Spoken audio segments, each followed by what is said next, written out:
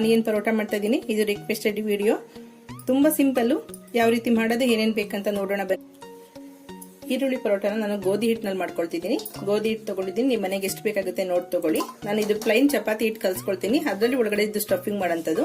ಇಲ್ಲಿ ಈರುಳ್ಳಿ ಪರೋಟ ನೀವು 2 ರಿಂದ 3 ಟೈಪ್ ಮಾಡಬಹುದು. ಇಲ್ಲಿ ತೋರಿಸಿದಂತ ಮಸಾಲನೆಲ್ಲ ಜಸ್ಟ್ ಬರೀ ಗೋಧಿ ಹಿಟ್ಟಿಗೆ ಹಾಕಿ ಕಲಸಿ ಇಮಿಡಿಯೇಟ್ ಮಾಡ್ಕೊಳ್ಳೋದಾದ್ರೆ ಮಾಡ್ಕೊಳ್ಬಹುದು. ಇಲ್ಲಾಂದ್ರೆ ಹಸಿ ಈರುಳ್ಳಿ ಹಾಕಿರೋದ್ರಿಂದ ನೀರು ಬಿಟ್ಕೊಳ್ತಾ ಹೋಗುತ್ತೆ. ನಾನು ಅದಕ್ಕೋಸ್ಕರ ಈರುಳ್ಳಿನ ಫ್ರೈ ಮಾಡಿ ಸಪರೇಟ್ ಪಲ್ಯ ತರ ಮಾಡ್ಕೊಂಡು ಒಳಗಡೆ ಸ್ಟಫ್ ಮಾಡ್ಕೊಳ್ತಿದ್ದೀನಿ. ಈ ರೆಸಿಪಿನಲ್ಲಿ ಗೋಧಿ ಹಿಟ್ಟು ಒಂದು ಅರ್ಧ ಕೆಜಿ ಅಷ್ಟಿದೆ. ಬೇಕಾಗಷ್ಟು ನೀರು ಚಪಾತಿ ಹಿಟ್ಟು ಕಲಸೋದಿಕ್ಕೆ. 1-2 ಸ್ಪೂನ್ ಅಷ್ಟು ಎಣ್ಣೆ, ಸ್ವಲ್ಪ ಅಜ್ವಾನ ತಗೊಂಡಿದ್ದೀನಿ, 1/4 ಸ್ಪೂನ್ ಅಷ್ಟು, ರುಚಿಗೆ ತಕ್ಕಷ್ಟು ಉಪ್ಪು. ಇಷ್ಟು ಗೋಧಿ ಹಿಟ್ಟು ಕಲಸೋದಿಕ್ಕೆ. ಈಗ ಈರುಳ್ಳಿ ಸ್ಟಫಿಂಗ್ ಮಾಡ್ಕೊಳ್ಳೋದಿಕ್ಕೆ, ಈರುಳ್ಳಿ ಫ್ರೈ ಮಾಡ್ಕೊಳ್ಳೋದಿಕ್ಕೆ ಏನೇನು ಬೇಕು ನೋಡೋಣ. ನಾನು ಇಲ್ಲಿ 4 ಗೆಡ್ಡೆ ಈರುಳ್ಳಿ ತೆಗೆದಿಟ್ಕೊಂಡಿದ್ದೀನಿ. ಸಣ್ಣದಾಗಿ ಹೆಚ್ಚಿಟ್ಕೋಬೇಕು. ಸ್ವಲ್ಪ ಕೊತ್ತಂಬರಿ ಸೊಪ್ಪಿದೆ, 3-4 ಸ್ಪೂನ್ ಅಷ್ಟು, ರುಚಿಗೆ ತಕ್ಕಷ್ಟು ಉಪ್ಪು, ಶುಂಠಿ ತುರಿ ಒಂದು ಅರ್ಧ ಇಂಚಷ್ಟು, ಕರ್ಬೇವಿನ ಸೊಪ್ಪು 4-5 ಕಡ್ಡಿ ಇದೆ, ಜೀರಿಗೆ ಅರ್ಧ ಸ್ಪೂನ್ ಅಷ್ಟಿದೆ, ಬೆಳ್ಳುಳ್ಳಿ 1 ಗೆಡ್ಡೆ ಜಜ್ಜಿಟ್ಕೊಂಡಿದ್ದೀನಿ. ನೀವು ಶುಂಠಿ ಬೆಳ್ಳುಳ್ಳಿ ಪೇಸ್ಟ್ ಇದ್ರೂ ಕೂಡ ಹಾಕೊಳ್ಬಹುದು. ಹಸಿಮೆಣಸಿನ್ಕಾಯಿ 2ನ ಸಣ್ಣದಾಗಿ ಹೆಚ್ಚಿಟ್ಕೊಂಡಿದ್ದೀನಿ. ನಿಮಗೆ ಹಸಿಮೆಣಸಿನ್ಕಾಯಿ ಬೇಡ, ಬಾಯಿ ಸಿಗುತ್ತೆ ಅಂತಂದ್ರೆ ಬರೀ ಖಾರದ ಪುಡಿನೇ ಉಪಯೋಗಿಸ್ಕೊಳ್ಬಹುದು. ಖಾರದ ಪುಡಿ ಅರ್ಧ ಸ್ಪೂನು, ಹಳದಿ ಪುಡಿ 1/4 ಸ್ಪೂನು, ಗರಂ ಮಸಾಲ 1/4 ಸ್ಪೂನ್ ತಗೊಂಡಿದ್ದೀನಿ. ನಿಮಗೆ ರೋಸ್ಟೆಡ್ ಜೀರಿಗೆ ಪೌಡರ್ ಇದೆ, ಅದನ್ನು ಕೂಡ ಹಾಕೊಳ್ಬಹುದು. ಆಮ್ಚೂರ್ ಪುಡಿ ಇದೆ, ಅದನ್ನು ಕೂಡ ಹಾಕೊಳ್ಬಹುದು. ಚಾಟ್ ಮಸಾಲ ಕೂಡ ಉಪಯೋಗಿಸಬಹುದು, ಚೆನ್ನಾಗಿರುತ್ತೆ. ಧನಿಯಾ ಪುಡಿ ಅರ್ಧ ಸ್ಪೂನ್ ಅಷ್ಟು ತಗೊಂಡಿದ್ದೀನಿ. ನಾನು ಇಲ್ಲಿ ಸ್ವಲ್ಪ ಕಡಲೆ ಹಿಟ್ಟು ತಗೊಂಡಿದ್ದೀನಿ. ಏನಾದ್ರು ತುಂಬಾ ಲಿಕ್ವಿಡ್ ತರ ಅನ್ಸಿದ್ರೆ ಸ್ಟಫಿಂಗ್ ಈಚೆ ಬರುತ್ತೆ. ಅದು ಬೈಂಡಿಂಗ್ಗೋಸ್ಕರ ಕಡಲೆ ಹಿಟ್ಟು ಒಂದು ಅರ್ಧ ಸ್ಪೂನ್ ತಗೊಂಡಿದ್ದೀನಿ. ಬೇಕಾದ್ರೆ ಲಾಸ್ಟ್ ನಲ್ಲಿ ಉಪಯೋಗಿಸ್ಕೊಳ್ಳೋಣ. ಟೇಸ್ಟ್ ಕೂಡ ತುಂಬಾ ಚೆನ್ನಾಗಿರುತ್ತೆ. ನೀವು ಈರುಳ್ಳಿ ಫ್ರೈ ಮಾಡಬೇಕಾದ್ರೆ ತುಂಬಾ ಎಣ್ಣೆ ಹಾಕಿದ್ರು ಕೂಡ ಅಥವಾ ಈರುಳ್ಳಿ ತುಂಬಾ ನೀರು ಬಿಟ್ಕೊಂಡ್ರು ಕೂಡ ಸ್ಟಫಿಂಗ್ ತೆಳ್ಳಗಾಗುತ್ತೆ. ಅವಾಗ ಕಡಲೆ ಹಿಟ್ಟು ಬೈಂಡಿಂಗ್ಗೋಸ್ಕರ ಕಡಲೆ ಹಿಟ್ಟು ಉದುರಿಸ್ಕೊಳ್ಳಿ. ಈಗ ಮಾಡೋದು ಹೇಗೆ ನೋಡೋಣ. ನಾವು ಮೊದಲು ಗೋಧಿ ಹಿಟ್ಟು ಕಲಸಿಟ್ಕೊಳ್ಳೋಣ. ಅಜ್ವಾನ ತಗೊಂಡಿದ್ದೀನಿ ಸ್ವಲ್ಪ. ಅಜ್ವಾನ ಒಳ್ಳೆ ಟೇಸ್ಟ್ ಕೊಡುತ್ತೆ. ನೀವು ಪ್ಲೈನ್ ಚಪಾತಿ ಮಾಡೋದು ಕೂಡ ಅಜ್ವಾನ ಯೂಸ್ ಮಾಡಿ. ರುಚಿಗೆ ತಕ್ಕಷ್ಟು ಉಪ್ಪು, 1-2 ಸ್ಪೂನ್ ಅಷ್ಟು ಎಣ್ಣೆ ಹಾಕೊಳ್ತಿದ್ದೀನಿ. ಚೆನ್ನಾಗಿ ಸಾಫ್ಟ್ ಆಗಿ ಗೋಧಿ ಹಿಟ್ಟನ್ನ ಕಲಸಿಟ್ಕೊಳ್ಳೋಣ. ಒಂದು 20 ರಿಂದ 30 ನಿಮಿಷ ನೆಂದ್ರೆ ಇದು ತುಂಬಾ ಚೆನ್ನಾಗಿ ಬರುತ್ತೆ ಪರೋಟಗಳು ಸಾಫ್ಟ್ ಆಗಿ.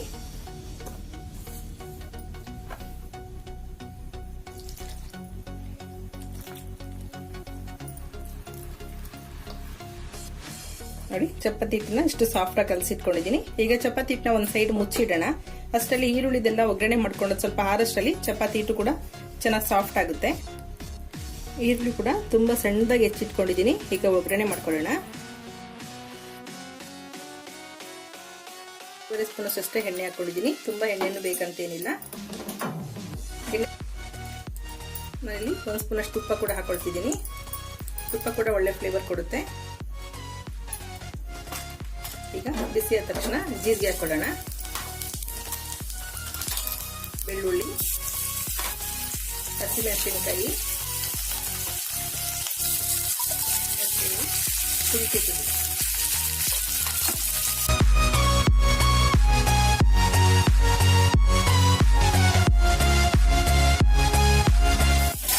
ಈಗ ಹೆಚ್ಚಿದಂತ ಈರುಳ್ಳಿ ಹಾಕೊಳ್ಳೋಣ.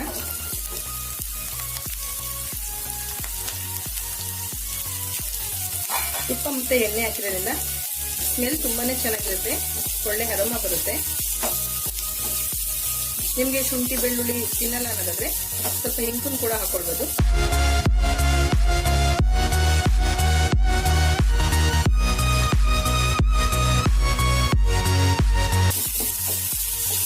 ಈರುಳ್ಳಿ ಪೂರ್ತಿ ಸಾಫ್ಟ್ ಆಗ್ಬೇಕು, ಇಲ್ಲ ಅಂದ್ರೆ ಹಸಿ ತರ ಇದ್ರೆ ಚಪಾತಿ ಹಿಟ್ಟಿನ ಹೊರಗಡೆ ಬಂದ್ಬಿಡುತ್ತೆ. ಸ್ಟವ್ ಸ್ವಲ್ಪ ಸಣ್ಣ ಮಾಡಿ, ಉಪ್ಪು ಹಾಕಿ ಇಟ್ಟಿರ್ತೀವಲ್ಲ, ಸ್ವಲ್ಪ ಸ್ಟವ್ ಸಣ್ಣ ಮಾಡಿಬಿಟ್ಟು ಸ್ವಲ್ಪ ಈರುಳ್ಳಿ ಫ್ರೈ ಆಗೋದಕ್ಕೆ ಬಿಡೋಣ. ನೋಡಿ, ಈರುಳ್ಳಿ ಸಾಫ್ಟ್ ಆಗ್ಬೇಕಷ್ಟೇ. ಸ್ಟವ್ ಸಿಮ್ ಮಾಡ್ಕೊಳ್ಳಿ. ಕಲರ್ ಚೇಂಜ್ ಆಗಬಾರ್ದು ಈರುಳ್ಳಿದು. ಉಪ್ಪು ಹಾಕಿದ್ರಿಂದ ಬೇಗ ಸಾಫ್ಟ್ ಆಗುತ್ತೆ. ಕಲರ್ ಚೇಂಜ್ ಆಗೋದು ಬೇಡ.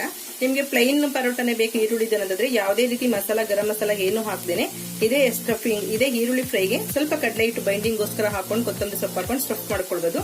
ಸ್ವಲ್ಪ ಕಲರ್ ಬೇಕು ಅಥವಾ ಮಸಾಲ ಜಾಸ್ತಿ ಬೇಕಂತಂದ್ರೆ ಈ ತೋರಿಸಿದ್ನಲ್ಲ ಅವಾಗಲೇ ಮಸಾಲಾ ಪೌಡರ್ಗಳು, ಅದನ್ನ ಸ್ವಲ್ಪ ಮಿಕ್ಸ್ ಮಾಡ್ಕೊಳ್ಬಹುದು.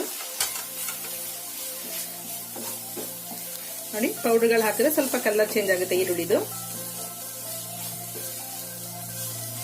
ಸಿಮ್ನಲ್ಲೇ ಇಟ್ಟಿದ್ದೀನಿ ಸ್ಟವ್ನ. ಸಿಮ್ನಲ್ಲಿ 1.5 ರಿಂದ 2 ನಿಮಿಷದಷ್ಟು ಈ ಮಸಾಲಾ ಪುಡಿ ಎಲ್ಲ ಸ್ವಲ್ಪ ಫ್ರೈ ಆಗಲಿ. ಲಾಸ್ಟ್ ನಾವು ಬೈಂಡಿಂಗ್ ನೋಡಿಕೊಂಡು ಕಡಲೆ ಹಿಟ್ಟು ಹಾಕೋಣ.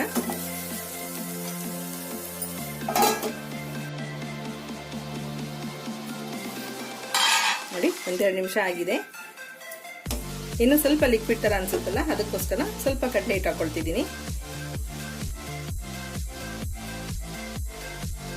ತಗೊಂಡಿದ್ದೀನಲ್ಲ ಅದನ್ನ ಹಾಕೊಳ್ತಿದ್ದೀನಿ. ಜಸ್ಟ್ ಸ್ವಲ್ಪ ಕೋಟಿಂಗ್ ಆದ್ರೆ ಚೆನ್ನಾಗಿ ಇರುತ್ತೆ ಸ್ಟಫಿಂಗ್ ಒಳಗಡೆ. ಎಣ್ಣೆ ಜಾಸ್ತಿ ಅದು ಕೂಡ ಕಡಲೆ ಹಿಟ್ಟು ಇಲ್ಲಿ ಕಂಟ್ರೋಲ್ ಮಾಡ್ಕೊಳ್ಳುತ್ತೆ, ಬೈಂಡಿಂಗ್ ಚೆನ್ನಾಗಿ ಕೊಡುತ್ತೆ.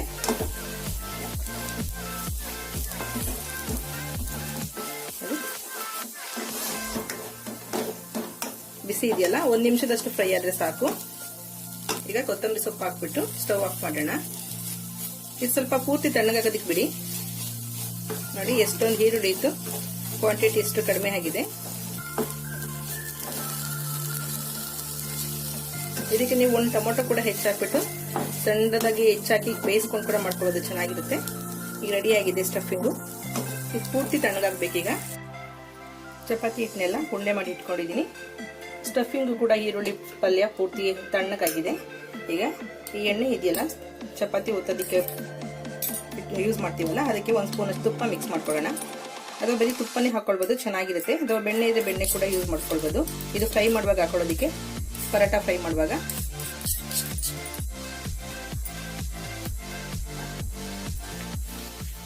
ಎಷ್ಟು ಲಟ್ಟಿಸ್ಕೊಂಡು ಆಲೂ ಪರೋಟ ಎಲ್ಲ ಯಾವ ರೀತಿ ಮಾಡ್ತೀವಿ ಅದೇ ರೀತಿ ಸ್ಟಫಿಂಗ್ ಮಾಡ್ಕೋಬೇಕು.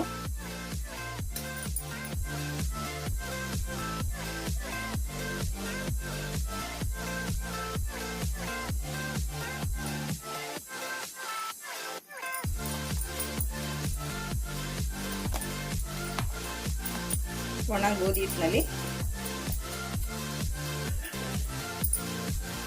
ಸ್ವಲ್ಪ ಹಾಕ್ಬಿಟ್ಟು ನಿಧಾನಕ್ಕೆ ಈ ತರ ಲಟ್ಟಿಸ್ಕೊಬೇಕು. ಪರೋಟ ಸ್ವಲ್ಪ ದಪ್ಪನೇ ಇರಲಿ.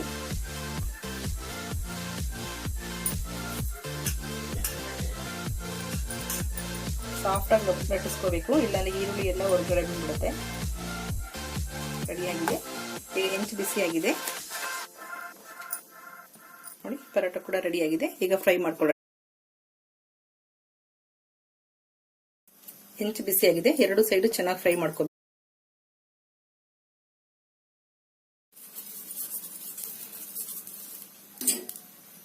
ತುಪ್ಪ ಮತ್ತೆ ಎಣ್ಣೆ 2 ಮಿಕ್ಸ್ ಮಾಡಿರೋಂಥದ್ದು ಹಾಕ್ತಾ ಇದ್ದೀನಿ. 2 ಸೈಡು ಫ್ರೈ ಆದ್ಮೇಲೆ ಎಣ್ಣೆ ಅಥವಾ ತುಪ್ಪ ಹಾಕೊಳ್ಳಿ, ಚೆನ್ನಾಗಿರುತ್ತೆ.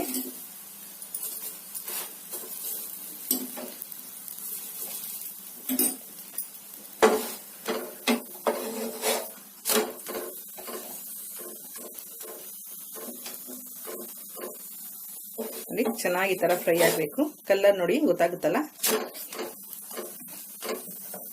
ಈ ತರ ಪ್ರೆಸ್ ಮಾಡಿದ್ರೆ ಚೆನ್ನಾಗಿ ಉಬ್ಬುತ್ತೆ ಒಳಗಡೆ ಎಲ್ಲಾನು.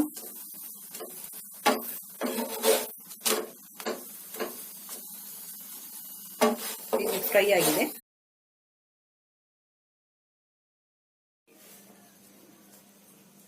ನೋಡಿ ಮೊದಲನೇ ಲೇಯರ್ ನೀವು ತೆಗೆದ್ರೆ ಆರಾಮಾಗಿ 2 ಚಪಾತಿ ಮಾಡ್ಬೋದು, ಅಷ್ಟು ಚೆನ್ನಾಗಿ ಲೇಯರ್ ಬರುತ್ತೆ. ಅಷ್ಟು ಚೆನ್ನಾಗಿರುತ್ತೆ ಈರುಳ್ಳಿ ಪರೋಟ, ತುಂಬಾನೇ ಚೆನ್ನಾಗಿರುತ್ತೆ, ಟೇಸ್ಟಿಯಾಗಿ. ಒಂದ್ಸಲ ಟ್ರೈ.